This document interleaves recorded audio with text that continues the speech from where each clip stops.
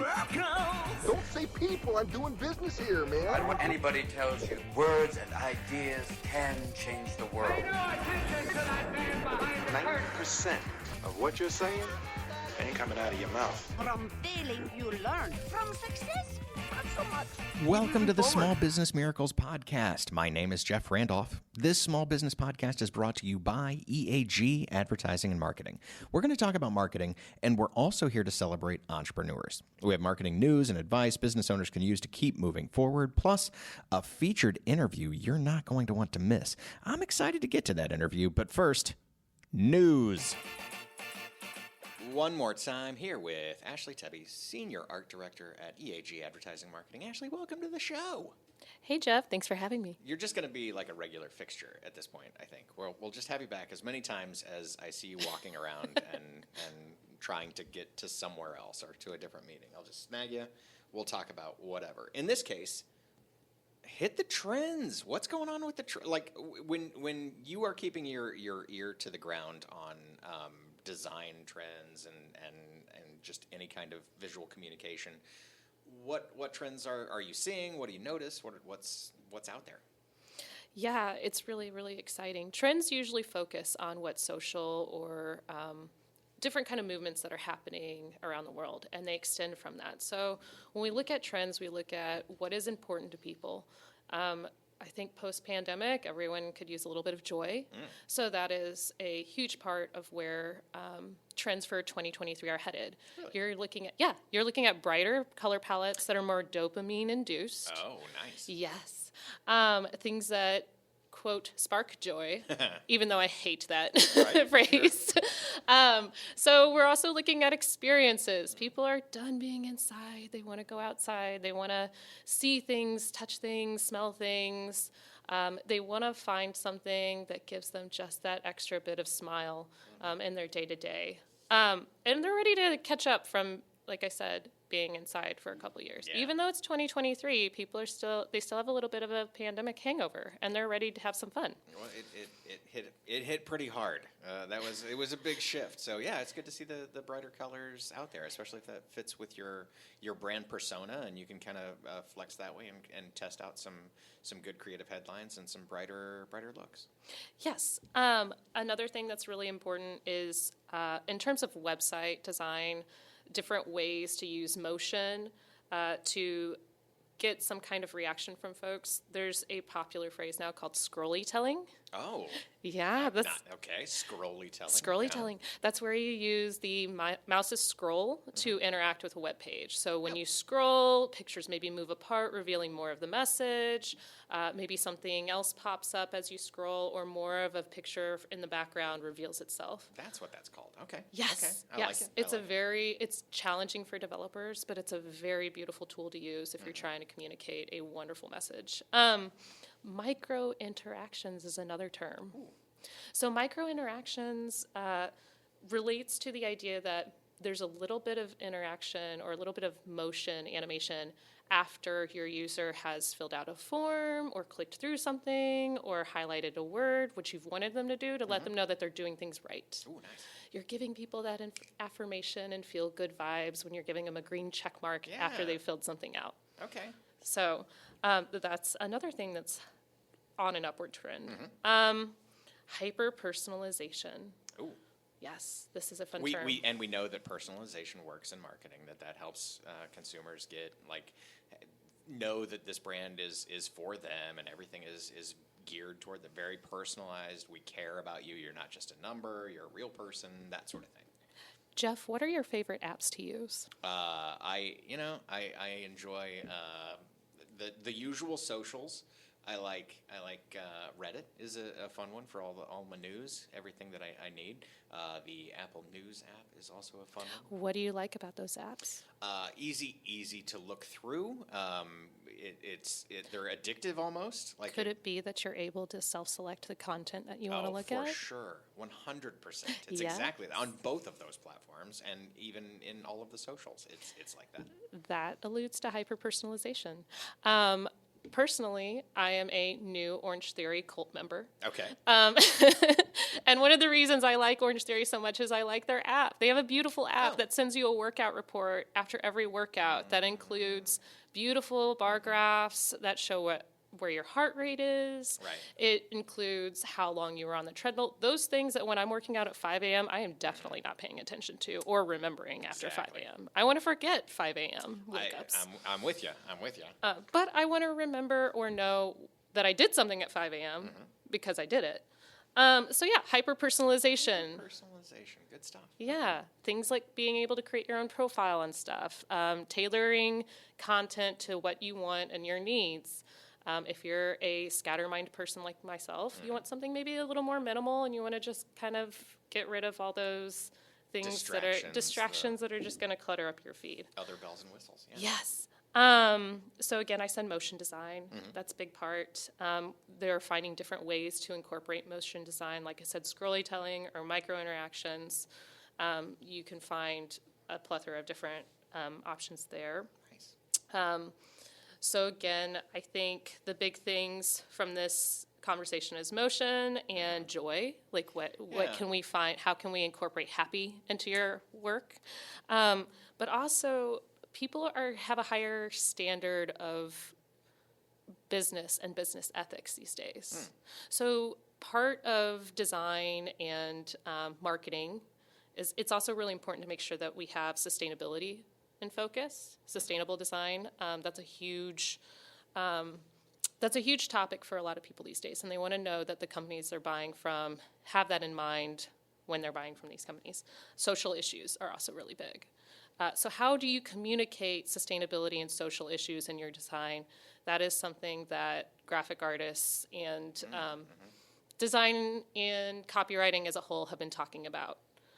It's about how do we communicate that information in pie charts? How do we tell that story about your design? How do we make sure that we're telling the right story? Right. So, and is it appropriate to include some of those components on just a regular standard ad, or does that need to be less of a focus so that the focus is on the action of what we want them to do with that ad? Is it brand awareness where we're trying to communicate our good works in the community, or is it action oriented as an ad? So what a struggle that you have to do all the time. What I meant was, what an exciting opportunity for you as a designer to work all of those elements in. Not a struggle, not a challenge. I love the purpose behind it. So I think it's a really cool challenge to have. When you bring more meaning into your work, it's just better for everyone involved. So, all right. Well, we'll wish everyone a happy, personalized, joyous, bright future in the next year, and you'll be on trend. All right. Ashley, thanks for being here. Thank you. All right, welcome to our featured interview. I am here with Chris Gillam.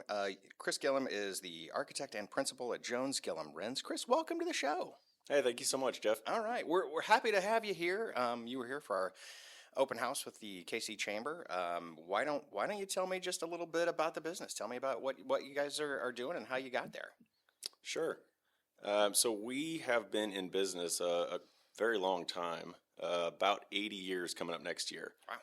I have not been with the business for that long, You're obviously. looking good. Yes, thank you. I have been there about 5 years now. So I have been in Kansas City for my full career so far. But I founded the Kansas City office of this firm back in 2017. We have slowly made some growth since then. We're looking to the future to continue doing that. We've been very fortunate. We've got a lot of great development clients in the Midwest. So part of the reason for growing this new office in Kansas City is, so that we can better handle those relationships and, get to the states where we're doing this new work. A lot of stuff in Texas and Colorado and Arizona and, coming up on Wyoming and stuff like that, as well as, the Kansas and Missouri and states right in the neighborhood here. So this is a venture for us that we think is going to, foster our future. Oh, outstanding. And any types of projects in particular that you guys do, or is it really the whole everything anyone could ever want? A little bit of that. I will say our Our bread and butter projects is housing. We do a lot of multifamily right now. I'd say that's probably 60 to 70% of our workload. We are specialists and have a lot of experience in affordable housing. So we do affordable housing projects with one large developer in particular that does these projects, all around the Midwest and in those states that I mentioned. Oh, outstanding. So, you're as the principal, you're in charge of all kinds of aspects of the business. So you've got the marketing as well and business development kind of stuff. What is there something that keeps you up at night in that marketing aspect? Yeah, marketing is definitely a challenge. It's multifaceted. Obviously, there's so many things to look at and understand, who your audience is, if you're doing the right thing. Are you trying to grow the business by, hiring people, or are you trying to grow by increasing revenue? It's not just so simple as, reaching an audience with your brand. Right. So I guess, the thing that keeps me up is, you don't know what you don't know a lot of times, and I'm not a marketing expert. I didn't go to school for that. Sure. I don't have any kind of degrees in marketing. It's something that, I'm kind of just learning as I go a little bit, doing these networking events, podcasts like this, trying to get our name out there. But it's, really just about, getting new connections and building relationships, and that's how I've been doing it so far. Yeah, well, and that is a secret to success. I mean, it is definitely a way to go. When you're doing that marketing work and you're comparing yourself against the other architectural firms that are out there, because there are a lot and they all go by some set of initials. Mm-hmm. How do you stand out among that? How do you set yourself apart? Yeah, that is something that does keep me up at nights every once in a while. Kansas City is a mega hotbed for architecture firms. Mm-hmm. There's a lot of acronyms out there. Comparisons happen naturally. Mm-hmm. I will be honest, I try not to do that because I feel like our benefit to the industry as, Jones, Gillam, Renz is that, it's our relationships we build with partners. And a lot of times our clients are repeat clients, if not all the time. So I'd say most of the work we do are with partners who have used us for over a decade now. So trying to compete against other firms in Kansas City, in competitions and stuff like that, we don't really get into that too much because that's not really our area of focus. Yeah, being able to set yourself apart and tell your own story and say, look, I'm not going to compare myself to someone else as a way to position us. It's not the, we're Avis Rent-A-Car and we're number 2, and so we're comparing ourselves to Hertz. It doesn't have to be that way. You can have a set of unique selling proposition, your thing that sets you apart from everybody else, and just stick to that. And as long as you're consistent with the way that is messaged, you're going to that's gonna bake into everybody's mind over time. Yeah. So yeah, I agree with that. I think you can put a product out there that's great, and it doesn't have to compete. If you're saying the right things to your potential clients and, they trust you and they feel good about what you're putting out there, they don't really need to shop around. If you're doing what they need, I really feel like you can, make a great relationship there without having to, compare yourself. Right. And relationships are key to the business, especially if you've got people who are, if your audience base doesn't turn over all the time, so that it's a brand new audience every time you go to the market. Right. You can develop those relationships and keep that as a good direction to go for your marketing. It's a good tactic to be doing. Absolutely, I agree. If we take a step back and just kind of think about business ownership in general and the kinds of struggles that small business owners face day in and day out, what piece of advice would you give to other small business owners out there? Yeah, that's a great question. It's something I ask myself a lot. What advice would I give myself? I think there's a lot of articles out there that people read. I'm on LinkedIn daily, reading different entrepreneurship articles, things like that, Fast Company, and,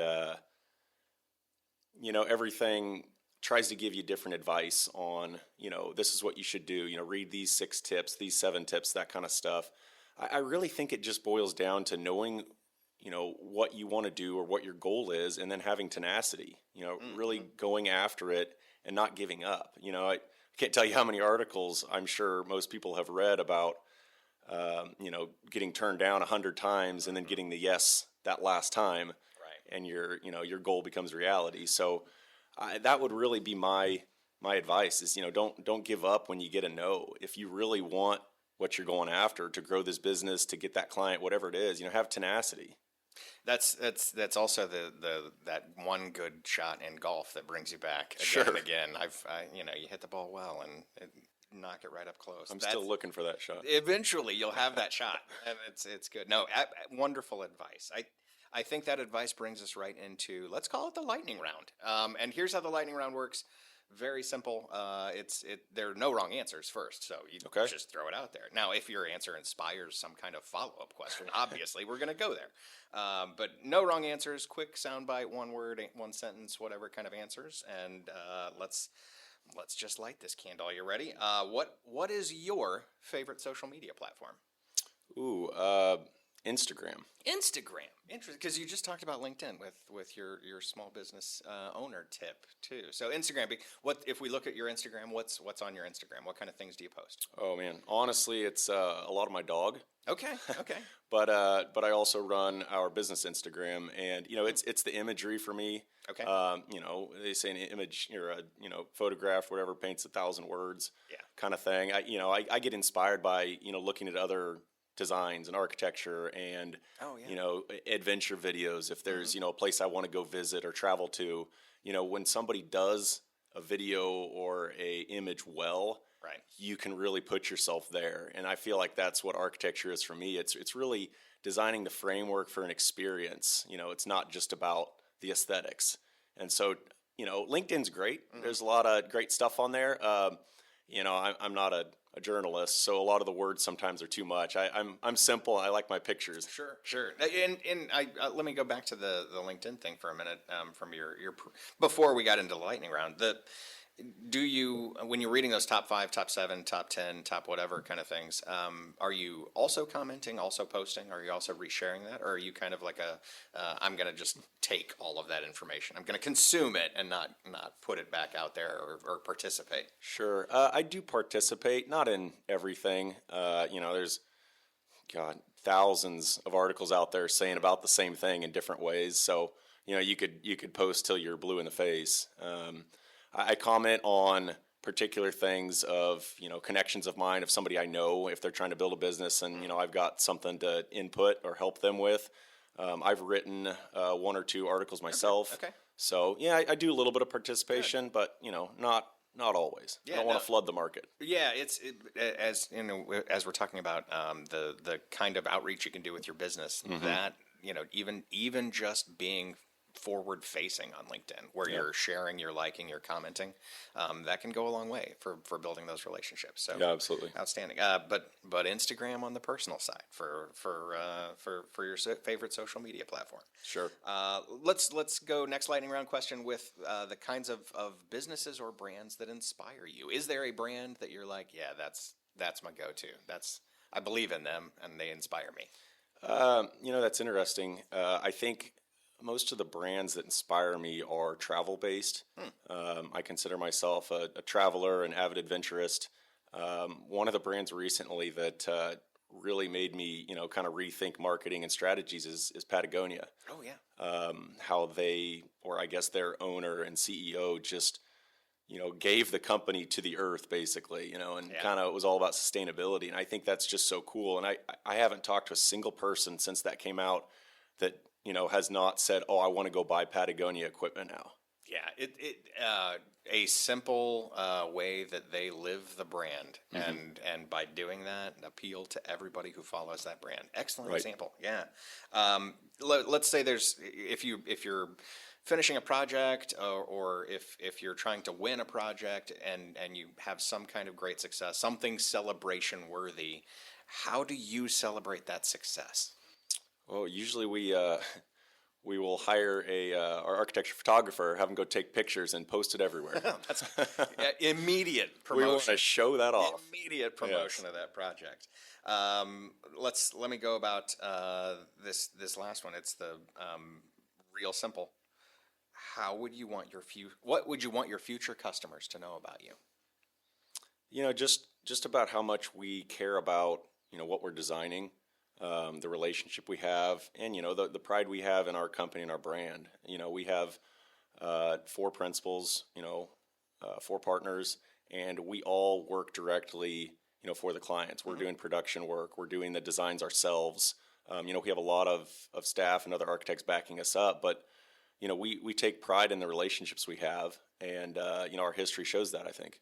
Yeah, high touch, good customer service, and from the very top. Yes. It's a long-term recipe for success. Well done. Let's see. So Chris Gillam with Jones Gillam Renz. Thanks for being with us today. Hey, thank you so much, Jeff. And that is it for the Small Business Miracles podcast this week. I'd like to thank my guests, Chris Gillam. Thanks for being here. Remember to subscribe. Leave us a 5-star rating and review. Drop us a line at eagadv.com if you have some thoughts. Until then, we're just going to be out here helping entrepreneurs with another small business miracle.